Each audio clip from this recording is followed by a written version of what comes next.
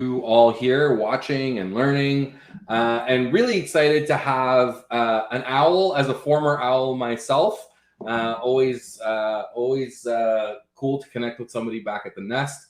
So we have Amin Ibrahim. He is Senior Director of Pre-Sales and Strategy at Hootsuite, an organization I'm very proud to have been associated with in the past.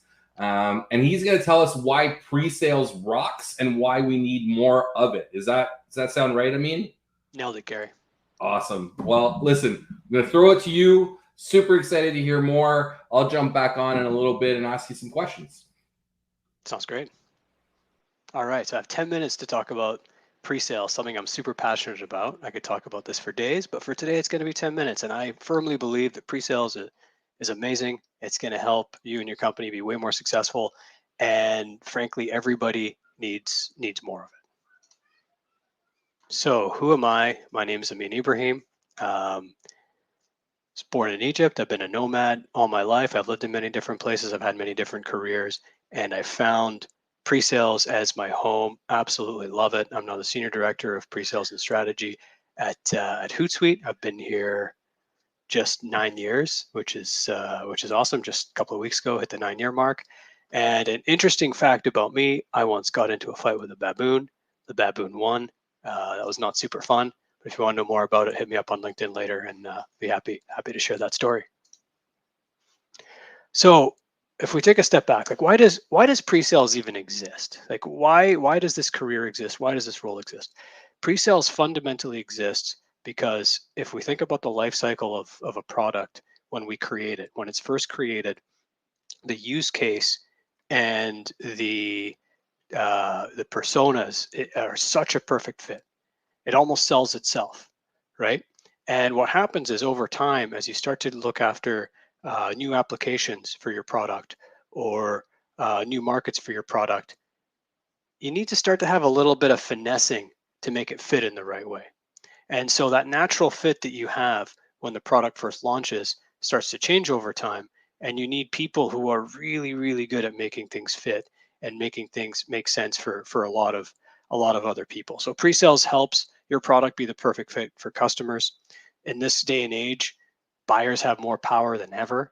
And so having somebody who is seen as a trusted advisor and not just seen as a seller is very useful when they are driving the buying process in a big way. And the world is becoming more and more complex every day. The world used to be simply complicated in the 20th century. Now it's complex. Everything's integrated. Everything speaks to one another. And we need to make sure that we've got the right fit there. So at the end of the day, why does pre-sales exist? It exists to make sure that your product is the perfect fit for customers. So what is pre-sales and why do I have a picture of Mad Men up on the screen? So I'll tell you all a story. So many years ago now, this would have been 2016, hired a great young SC by the name of Andrea Jope. We were walking around the block, and I was telling her, like, why did you want to be an SC? Why is this so important for you? And she told me, I want to be like Peggy Olson from Mad Men. At the time, I didn't watch Mad Men. And so I checked it out, I watched it, and then it made perfect sense. So what is pre-sales? Fundamentally, at the end of the day, pre-sales is the custom advertising arm of technology. Every time we are talking to customers, every time we are pitching to customers, we are giving them a custom ad of what our product and what our software can do for them, which is amazing. And fun fact, like I come from a non-traditional pre-sales background. I actually, I thought after university I'd enter the world of advertising. And so funnily enough, when she made that comment, I started watching the show. It's fascinating how everything comes full circle sometimes. And I'm exactly where I thought I would always be, just in the world of tech. So the origin of this belief that we need more pre-sales. So I've spent 12 years in pre-sales now. I spent 20 years in tech, but 12 specifically in pre-sales. And one thing that I've noticed is that even when companies do embrace pre-sales, they are slow to it. So in the first company that I worked for, a company by the name of Response Tech, I was their first pre-sales person globally, and that was around the point where the company had about 200 employees. I believe that the first pre-sales person should have come in around 40 employees there. That would have made a huge difference. So companies are slow to adopt and scale pre-sales. I think there's a great opportunity for us to to accelerate that, because there is a lot of benefit from it. The other thing that I've noticed about why we need more pre-sales is that right now, what actually makes for a great pre-sales person is a bit of mystery for is a bit of a mystery for a lot of people, right? Typically, a lot of companies will come in and they'll, like it was in my case, hey, this person knows the platform really well, this person knows the product really well, maybe they'd make a good pre-sales person. And there's a lot more to it than that. And so sometimes it's a little bit of a mystery. And the more we can unpack that, and I'll do that very shortly, the more it's easier to make sure we're hiring the right people. And frankly, pre-sales in a lot of cases is seen as a nice to have. I would not have had this belief a year ago, but with the changing conditions of the market and the fact that pre-sales does not carry direct quota in the way salespeople are, when push comes to shove and finance needs to make decisions, pre-sales is actually seen as a nice to have in some cases, which I, by the way, completely disagree with, but that is the reality that we see sometimes. So when we think about the role of pre-sales and how we can demystify the role of pre-sales, how we can make sure we're hiring the right people, the way I love to look at it is, and it's a bit of a running joke. I love originally Egyptians. Pyramids are in my blood. I put most things into pyramid frameworks, and it works really well. It works really well for me. When we think about like what makes for a great pre-sales person, number one is this passion for problems. So a lot of people are very solution focused. The best pre-sales people out there are actually problem focused. They're extremely curious. They apply a so what, who cares to everything. You'll actually find disproportionately people in pre-sales really love playing games, board games, video games, all that other fun stuff, because they love solving problems in one way or another, puzzles, all of that. And so problem focus needs to be really important. And the people who don't necessarily have that problem focus, they're the ones who struggle with the role. And so it's a big thing. And so you got to have a passion for problems. We've got to be the masters of how. So you've got to find people who, through either technical expertise, business acumen, or creativity, know exactly how to solve those problems. And if we think about those three aspects, it fits into a great iron triangle, similar to the world of project management, where you can increase one or decrease the other. But it's so important to focus on your strengths and find ways to mitigate the others. But that's how we solve some of those problems.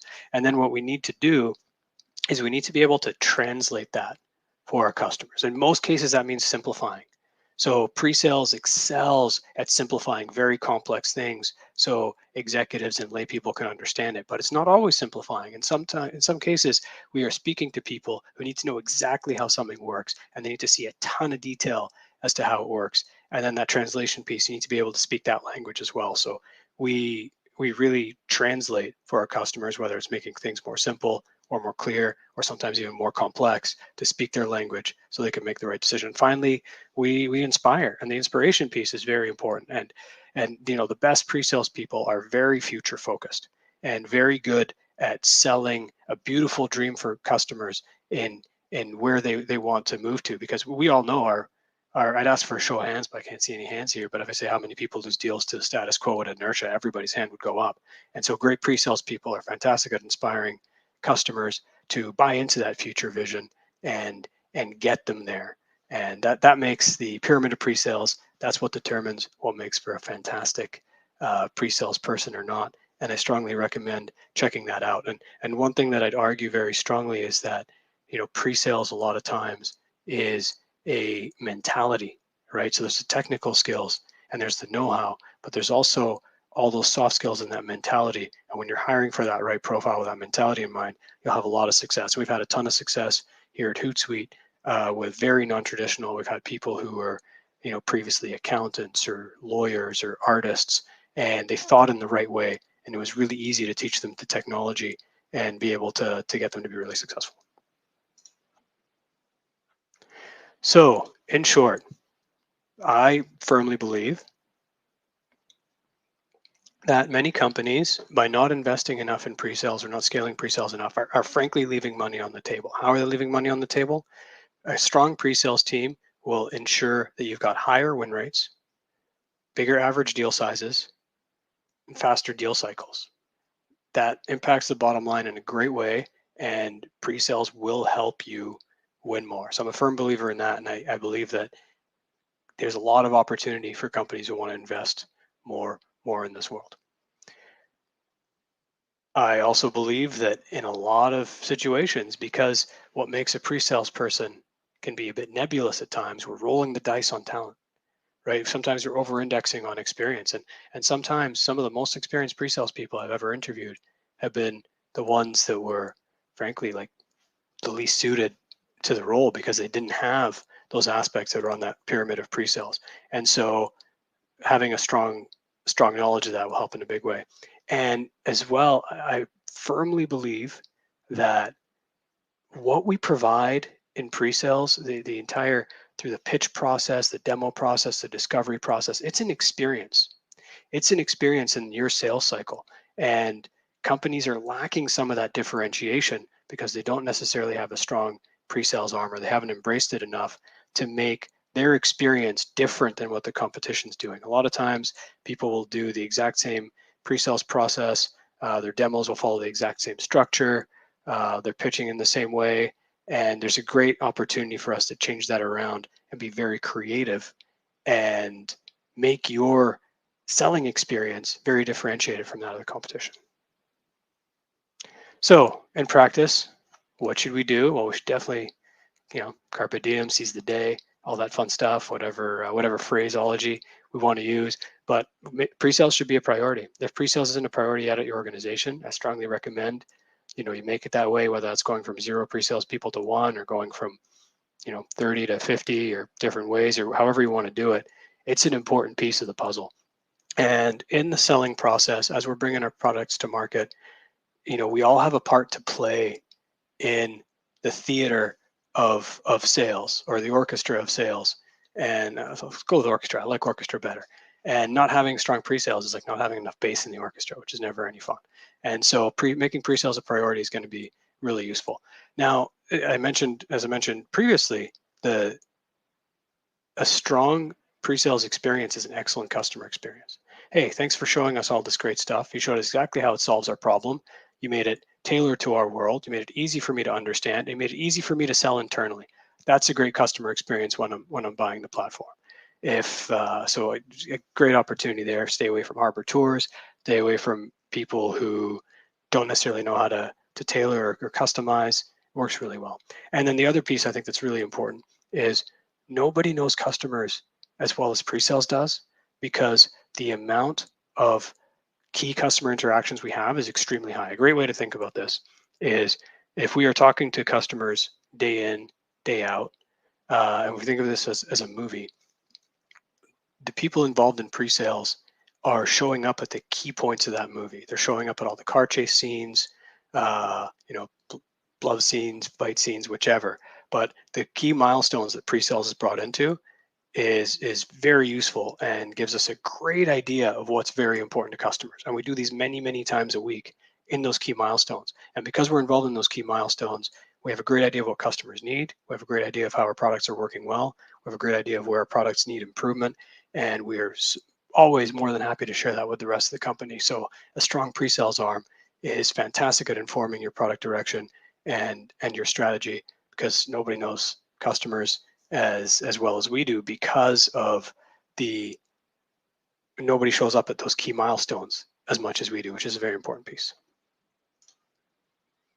And so finally, fittings. We were talking about Mad Men earlier, so a bit of a Don Draper quote, but success comes from standing out, not fitting in. And pre-sales can be a fantastic way to make your company, your product, the experience that you deliver stand out and differentiate you, so customers make the right choice and go with you and not the other guys. Awesome. Thank you, Amin. Pleasure. We're pretty close to time. So Q&A is going to be a little limited. I do have one key question, but just before we go into that, if people want to follow up with you, learn more about this topic, what's the best place to do that? Obviously, they can learn about Hootsuite at hootsuite.com. Yep. But what about you? Yeah, so for me, please hit me up on LinkedIn. It's just Amin Ibrahim. Should be pretty easy to find. You can type Amin Ibrahim into the address bar with LinkedIn, and you'll find me, and maybe I'll tell you about the baboon thing. Cool. Yeah, the baboon thing sounds fascinating. But the my key question. So, you talked about the challenges, obviously, from a prioritization of staffing perspective. Yeah. So, the answer often is like, full cycle reps, right? Yep. Either early stage, that's how you get started, or if you're a later stage company and you got like budget crunches, you kind of like divert back to that. What is like the 2 or 3 key points you would make in an argument with a COO or a CFO to say absolutely not? Yeah, so it's very, very timely in the current world that we're in. And I would actually use an analogy, right? So a great way to think about, and apologies, I'm a fan of military history, so I default to military analogies a lot. But a No good way to worries. think of it is, pre-sales is your Air Force, right? And you can get more boots on the ground, you can get more people out there trying to move that line forward. But typically your Air Force, and I think it's a really good analogy because the Air Force is expensive, one, and it is also can be by itself it won't win wars. But what happens is you can just keep adding more and more boots on the ground, but you're going to completely run up against walls and you won't be Mm, able to move forward unless you have that support. And I think we can make the argument for any other supporting cast. In this day and age, we are so hyper focused on efficiency that we lose adaptability. And in this day and age, adaptability is a whole lot more important. And so the argument I would make is you can keep adding more full cycle reps, but if you don't give them the right support, they're not going to hit their targets. And then those numbers that you come up end up being fantasy numbers. If you think each rep's going to bring in, say, $1 million, but they don't have the right support, they're going to end up bringing in 500 and your math's going to be completely off. So make sure the right support structure is in place so they can hit that $1 million, and then you can plan accurately. awesome. Thank you so much, Amin. For everyone listening, thank you so much for joining. Feel free to check out Hootsuite for all your social media management needs. Feel free to hit up Amin to learn more about pre-sales and how that could be a lever for growth in your business. Stay tuned. We're going to be learning about sales automation and how it can actually be costing you time. And time means money and results and all kinds of things. So stay tuned for that. We're going to take a short break. Thanks again, Amin. Thanks for having me. Cheers.